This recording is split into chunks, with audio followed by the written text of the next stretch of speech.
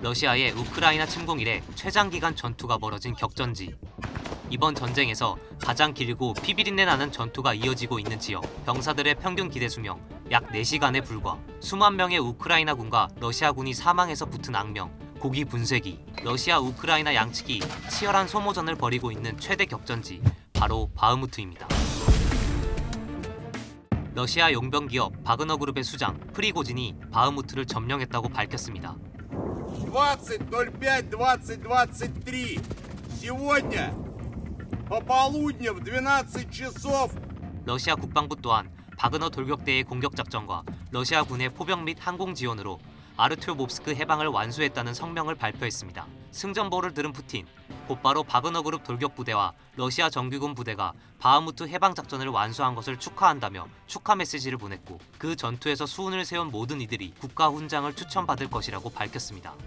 그러나 프리고진은 러시아 공수부대가 바그너 그룹이 도시를 점령하는 것을 도왔다는 것은 완전한 거짓말이라고 말했습니다. 러시아 군대로부터 실질적 도움을 받지 못했다고 주장한 것입니다. 프리고진의 바흐무트 승리에 대한 주장은 전적으로 자신과 그의 군대를 위한 것이라는 관측이 나옵니다.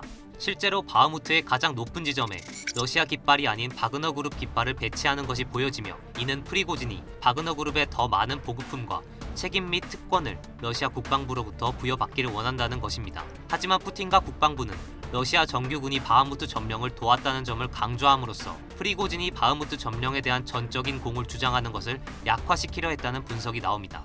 러시아 정규군과 용병들과의 갈등은 골물대로 골문 상태입니다. 러시아 국방부는 동원 및 징집된 외국 인력을 자체 민간 군사회사에 통합하여 차별과 갈등을 야기하고 있습니다. 실제로 동원된 용병들 중 사상자를 추적하지 않는 경우가 빈번하며, 최전선에 동원된 용병들에 대한 지원은 열악하다 못해 참혹할 지경이라는 말이 나오고 있습니다. 용병들의 가족은 최전방에 동원된 용병 500명 중 137명만이 생還했다고 지적하고 최소 2개 부대가 실종됐다고 주장했습니다. 이러한 상황에서 푸틴은 외국인 참전 시 복무하는 당사자뿐 아니라 가족까지 국적을 주겠다며 병력 동원에 박차를 가하고 있습니다. 기존 대통령령에는 최소 6개월 이상 전투 행위에 참여해야 한다는 내용이 포함되어 있었으나 개정안에서는 이 조건이 삭제됐습니다.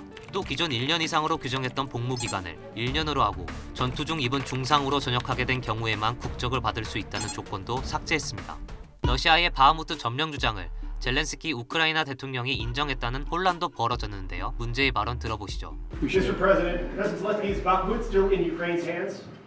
The Russians say they've taken Bakhmut. I think no. But you have to understand that there is nothing.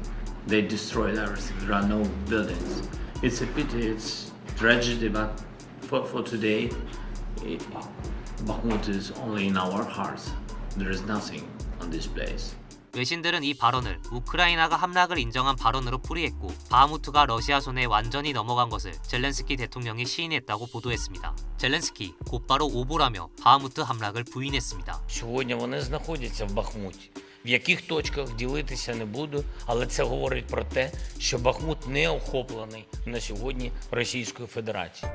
이처럼 러시아와 우크라이나의 바흐무트를 둘러싼 주장이 엇갈리는 상황. 미 싱크탱크 전쟁연구소는 바흐무트 지역을 전술적, 작전적으로 중요하지 않다고 평가합니다. 바흐무트를 점령했다고 해서 러시아군이 공격작전을 계속 수행할 수 있는 중요한 지형이나 우크라이나의 반격을 방어할 수 있는 강력한 위치가 아니라는 것입니다. 러시아 내부에서도 바흐무트 점령 주장을 축하하면서도 바흐무트는 베를린이 아니다라고 강조하고 있습니다. 도시 점령은 우크라이나에서 러시아의 목표를 달성하기 위한 어려운 작전의 또 다른 단계일 뿐이라는 것입니다. 그럼에도 불구하고 가장 피비린내 나는 전투로 기록되고 있는 바흐무트 전투는 지지부진한 전황 속 바흐무트가 가진 정치 상징적인 의미를 여실히 보여줍니다.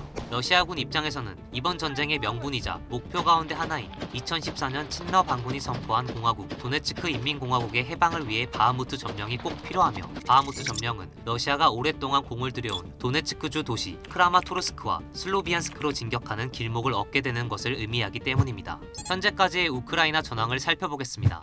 2022년 3월 러시아군이 빠른 승리를 목표로 우크라이나 침공을 본격화하고 수도 키이우는 풍전등화의 상태에 놓입니다. 2022년 4월 우크라이나의 강력한 저항과 러시아군의 병참 및 전술적 오류로 인해 러시아군이 키이우에서 밀려납니다. 2022년 8월 러시아가 북쪽 돈바스 지역 일부 영토를 점령하며 진전을 보입니다. 2022년 9월 우크라이나가 하르키우 주변 영토를 수복합니다. 2022년 11월 우크라이나가 헤르손을 탈환했습니다. 2023년 2월 치열한 전투가 계속되며 러시아가 우크라이나를 바흐무트 아래로 내리누르고 있습니다. 2023년 5월 프리고진이 바흐무트 함락을 선언하고 5월 25일 도시에서 철수할 의사를 밝혔습니다. 이처럼 전쟁이 점점 더 치열해지는 상황 속 러시아 본토 벨고로드 지역에서 교전이 발생했습니다. 공격 주체는 러시아 반체제 단체 러시아 자유군단.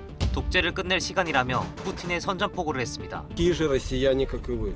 Мы такие же люди, как и вы. Мы хотим, чтобы наши дети росли в мире и были свободными. 러시아 측은 이번 공격으로 인명피해를 입었고 여러 마을의 물과 전력 공급이 끊겼다며 대테러 작전을 선포하고 주민 대피에 착수했습니다. 그러면서 바흐무트를 잃은 우크라이나군이 정치적 영향을 줄이기 위해 공격을 나섰다며 강한 반격을 다짐했습니다. В стране фактически идет война, а сегодня у нас спецоперация перешла в фазу войны. 일진일퇴를 거듭하는 바흐무트 전투. 1, 2차 세계대전을 떠올리게 하는 치열한 전쟁 속 인구 8만이었던 도시는 회색빛 콘크리트만 남았습니다.